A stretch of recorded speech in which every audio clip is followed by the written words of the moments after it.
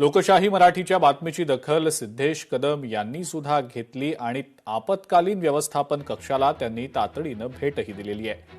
जुहू चौपाटीवर साचणाऱ्या कचऱ्याची त्यांनी माहिती सुद्धा घेतली।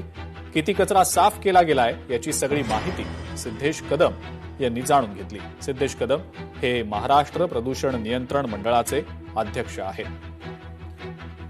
आज या ठिकाणी मुंबई महानगरपालिकेमध्ये महानगरपालिकेच्या अधिकारी वर्ग, त्याचबरोबर आमचे उपमहापौर गाडीसाहेब, गटनेते अमय घोले आणि वर्षाताई ह्या सगळ्यांसोबत एक आढावा बैठक की मुंबई महानगरपालिका ह्या बीच संदर्भात, फक्त जुहू बीचच नाही तर मुंबईचे जे 7 बीच आहेत त्या 7ही बीचमध्ये ह्यांची तयारी कशी आहे, कशा पद्धतीने ते कचऱ्यांचं विल्हेवाट करतात, कशा पद्धतीने ते कचऱ्याचं लिफ्टिंग कसं होतं, किती मॅनपॉवर डिप्लॉय केलेलं आहे या संदर्भात एक आढावा बैठक घेण्यात आली।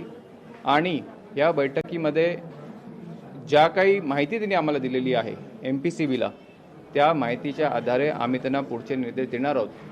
पण जर कणखरपणे बोललं गेलो तर कुठेतरी मुंबई महानगरपालिका कमी पडते असं मी या ठिकाणी म्हणेन।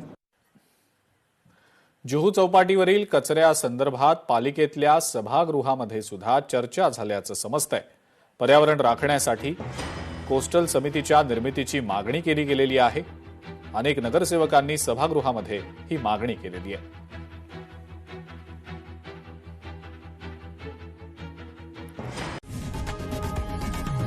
लोकशाही मराठी ऐका, पहा, जागरूक रहा।